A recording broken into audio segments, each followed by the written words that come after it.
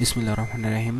আজ দেখাবো কিভাবে MP3 গানে পিকচার সেট করানো যায়। প্রথমে আপনি যে গানটা মধ্যে পিকচার দিতে চান ওটা সিলেক্ট করুন, অথবা যেগুলা গানে দিতে চান আপনি। আমি এই কয়েকটা গান আলাদা করে রাখছি শুধু আপনাদের দেখানোর জন্য।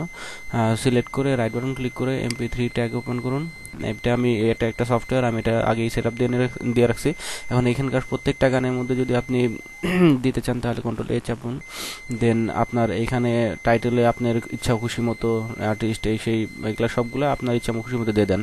অ্যান্ড দেন আমি এখন পিকচারটাকে রিমুভ করে দিই। এখন পিকচারের উপর রাইট বাটন ক্লিক করে রিমুভ কভার, দেন অ্যাড কভার।